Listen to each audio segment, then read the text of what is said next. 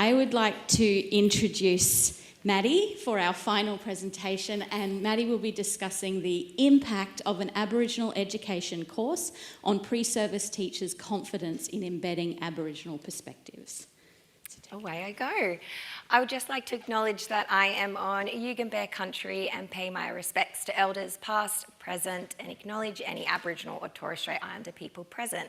Please excuse my voice. Of course, the day you have to speak, this happens.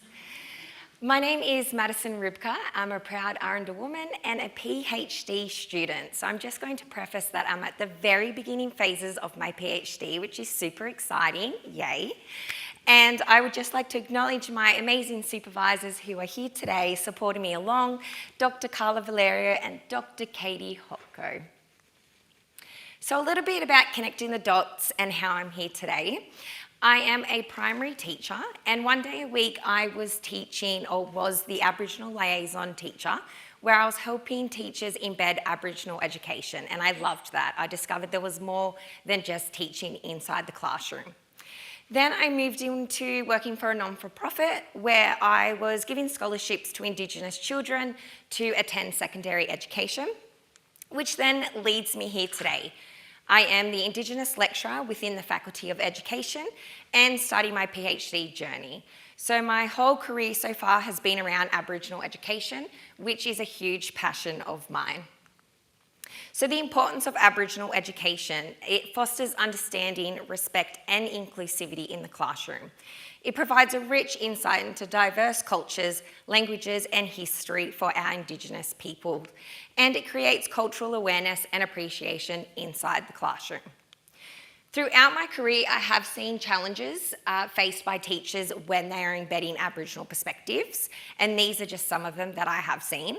So a lack of professional development, not feeling confident enough in the classroom and not having a lot of professional development to assist. Stereotyping our children, are they Indigenous, are they not Indigenous, what they should look like. Resource limitations, so not having enough resources in the classroom to embed Indigenous knowledge. Community engagement, that is so important, and over the last 2 days we've spoken about the importance of relationships and community connection. If a teacher does not have that community connection, they can't bring that into the classroom. So it's so important that our teachers are going out and building relationships with elders. The fear of even just embedding Aboriginal perspectives. So sometimes that can create a word that I love, analysis paralysis, is where teachers freeze, they overanalyze, and then they don't do anything at all. Again, these are all normal things, and I do not judge teachers, but these are just common. And then cultural relevance in schools. If they don't see a relevance in the classroom or the school, teachers are not going to embed Aboriginal perspectives. So the research context. Embedding Aboriginal perspectives is mandatory in the Australian curriculum. Teachers have to embed Indigenous perspectives. Many pre-service teachers feel underprepared and a lack of confidence in doing this. This ultimately creates the creation of culturally inclusive classrooms. This can impact that. And then lastly, my role as an Aboriginal lecturer here at the Faculty of Education provides a unique insight. So my research is going to be based on the unit that I'm teaching. It is the one and only Indigenous unit within the Faculty of Education that is delivered twice a year. So this leads me to my research question. How does an Aboriginal education course shape pre-service teachers' readiness and confidence in embedding Aboriginal perspectives? My aim is to explore the impact of an Indigenous education course through a self-study of my teaching practice. So doing my literature review, which is still ongoing, coming out of that is that teachers feel underprepared despite it being a curriculum mandate. Identity and self-awareness are critical. If you don't have a strong sense of identity or who you are or your background, that can create a bit of a war into engaging into someone else's culture. And limited research on the role of an Indigenous education in course design at universities. So McKnight did this amazing study about learning on country, and this was conducted at the University of Wollongong, where he took out his pre-service teachers to learn on country in that local area where they got to connect, engage and learn from local community, learn the ways of doing and knowing through those connections. This ultimately led for teachers to feel that they had skills to embed Aboriginal perspectives. However, that was only an elective unit, so that doesn't cater for all pre-service teachers. Unlike my course is mandatory for all pre-service teachers. Yip and Chakma also discussed that it is important to incorporate Indigenous knowledge in initial teacher education programs.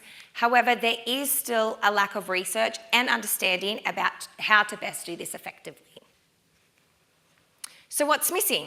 Limited research on Indigenous educators' impact on teacher confidence, lack of immersive or community-based learning experience, getting our pre-service teachers to go beyond that classroom or how to bring community in, and few evaluations of course structure effectiveness in initial teacher education programs. So the methodology I'll be looking at is a self-study approach by Samara. This does follow a 5 FOSI framework. So the first one is personal situated inquiry. So this is where I'll be reflecting on my own teaching practice and experience while delivering the course and preparing for the course. Critical collaborative inquiry, so collaborating with others to challenge my research, extend and deepen. This is where I'll be working with a critical friend that I'm going to speak to throughout my whole research, throwing that away, through my whole research to challenge what I'm bringing to the table. Improved learning, so focus on the growth and progress as a teacher and what outcomes am I having on my students. And again, I know it's so cliche, but I always say, as teachers, we are lifelong learners. 4 is transparency in research, so making sure that throughout my whole research process, there's accuracy and transparency. And then lastly, the knowledge generation. Am I contributing to the related work out there? So this research adapts an Indigenous research paradigm in Indigenous ways of knowing, being and doing by Martin and Mira Bupa. So I created this little visualisation of how I see it, and all 3 of them work together. So that first one is knowing. Knowing my approach of my Aboriginal ways of knowing. Being is grounded in my relational identity and cultural positioning. And doing, my pedagogical practices that emerge from this engagement, my pedagogical or my teaching practice and style. So I will be looking at a triangulation of data. So my first one, which is really important in a self-study, is reflective journaling. So I'll be logging down all of my teaching practice, my positionality, how the courses are going. Then I'll be doing a yarning circle, and I know the past few days there are so many people doing yarning circles, which is so amazing. So this is where I'll be using about 5 to 10 participants that have gone through my course, and we will complete a yarning circle. I like to say it's very similar to a westernised, a semi-structured focus group. And then written reflections. So students who have participated then will get to have their student perceptions.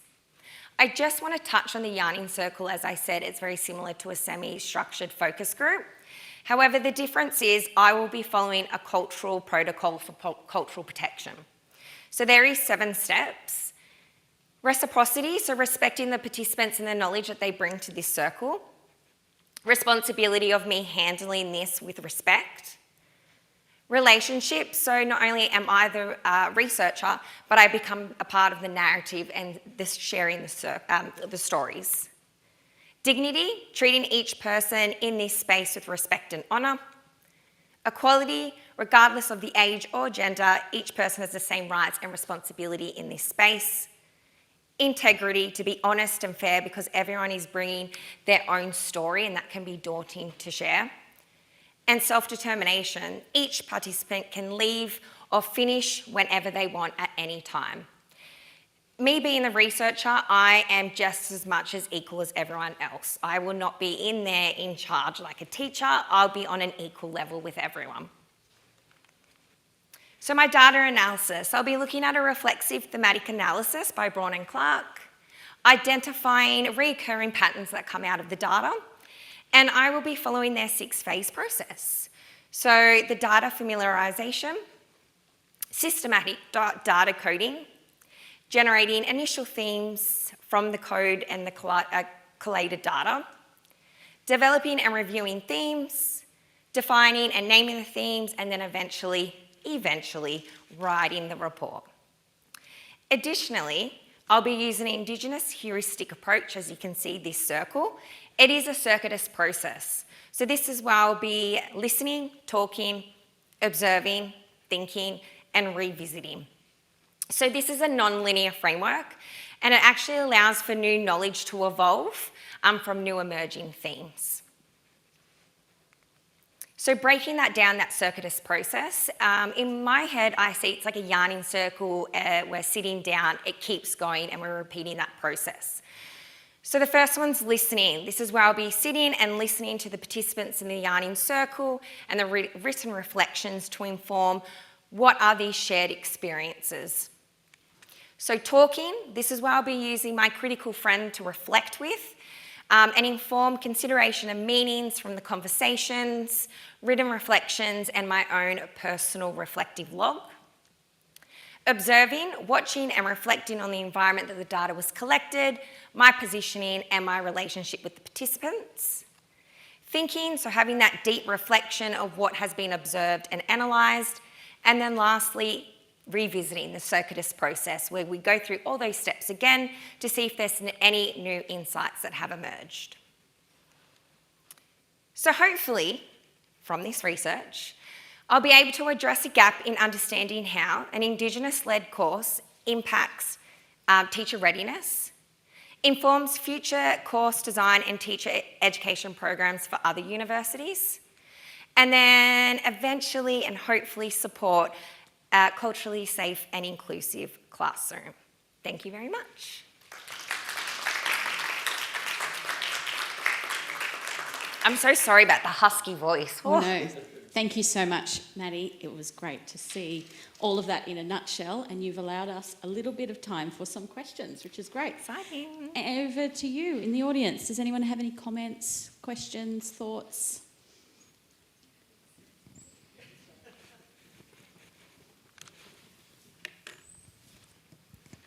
Thanks, Maddie. Very impressive to see your journey. You've done a lot of work so far, so it looks really exciting. I was interested to know, is there going to be any connections with elders throughout the process? Absolutely, yes, yeah. Local elders that I would love to connect with. We get all of our knowledge from elders, but that will be a process eventually down the line. Yeah, thank you. Hi, Maddie. Yeah, really good. I loved the way you presented that. Just a question about your yarning circle, though. Will you be recording it? Yes. Great. I will be recording it, getting a transcript. A person that I really admire, she's done something similar where she recorded it and got given the elders pseudonyms, but they all decided to use pseudonyms that are related to nature around them. So I'm like, I love that idea. So yes, double give you another answer to that. Yes, I will be recording it. Any other questions? Oh, yeah, from... What I was going to ask about the students are going to be Indigenous and non-Indigenous in the yarning circle? Yeah, Indigenous and non-Indigenous. Yeah. I don't want to focus on a particular set. Yeah. Oh, that sounds remarkable. Thank you. We do have time for one more, if you'd like. Yep. Or two. This is amazing. I'm curious about how you keep yourself culturally safe during this process. That is a really good question.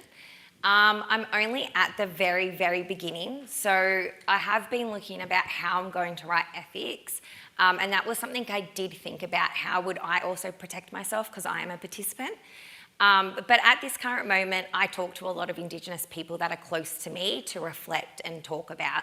But that's something that I will have to think more down later in line. But I'm very lucky my two supervisors are so open and trustworthy and support me that I feel culturally safe already. And there will be a third Indigenous supervisor. There will be a that's third coming on Indigenous board. supervisor, It's been a yeah. journey, but so very early on in the piece.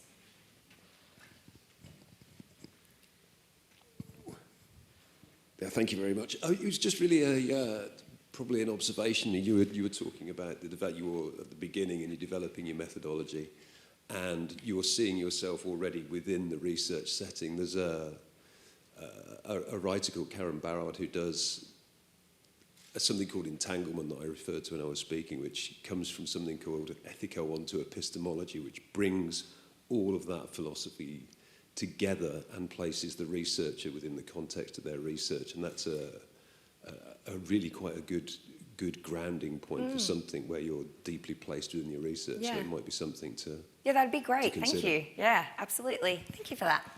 There's always more to read, isn't there? Unless there's another burning question, we might bring this session to a close. Thanks so much, everyone. It's been fun to be back again.